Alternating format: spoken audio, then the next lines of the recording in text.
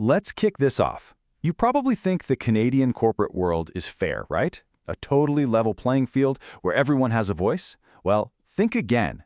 Today, we're exposing a massive, widely accepted myth. I mean, you probably assume your hard-earned pension is sitting in a system that rewards efficiency and punishes failure. But brace yourself, because we're about to hit you with a really harsh reality check. So, economist Randall Mork actually dug into the data, and honestly, the results are a total slap in the face. Canada doesn't operate like a normal free market developed nation. Nope, it acts way more like a developing nation oligarchy, where a tiny handful of wealthy elite families are basically pulling all the strings.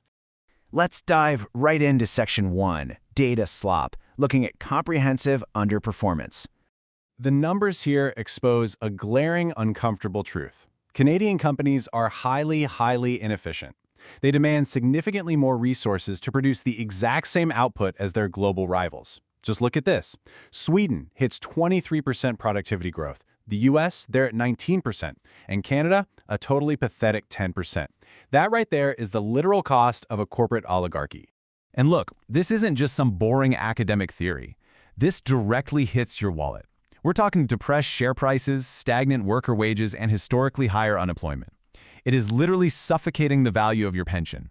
You are the one paying the price for their inefficiency. Which brings us to Section 2, Scandal, Legal Insider Trading. Okay, you have to look at this visual comparing stock behavior over time.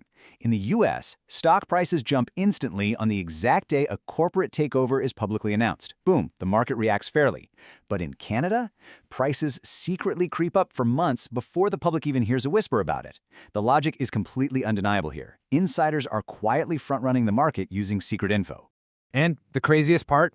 For decades, Canadian authorities basically just turned a blind eye.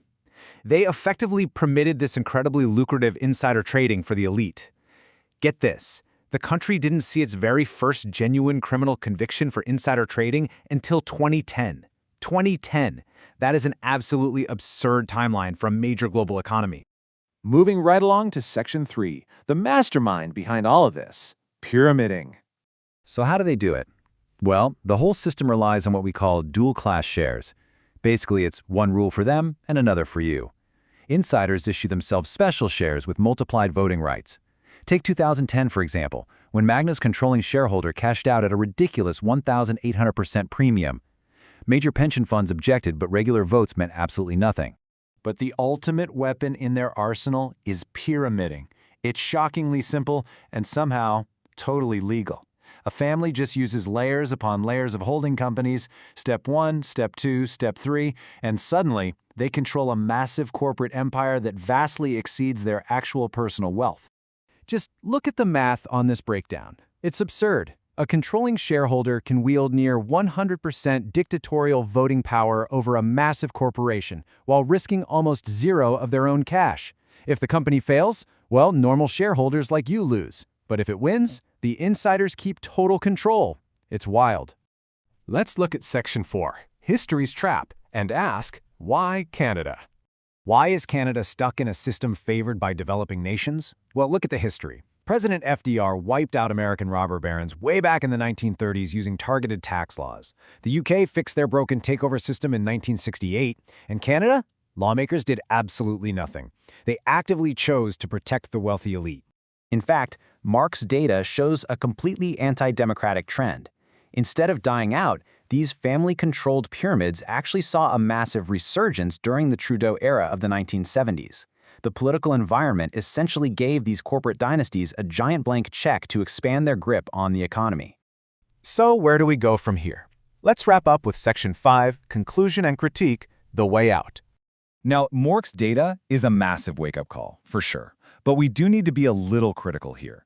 His research relies really heavily on 20th century historical data, and it kind of lacks a concrete political roadmap for today. That being said, it does point to a clear solution, which is the UK model.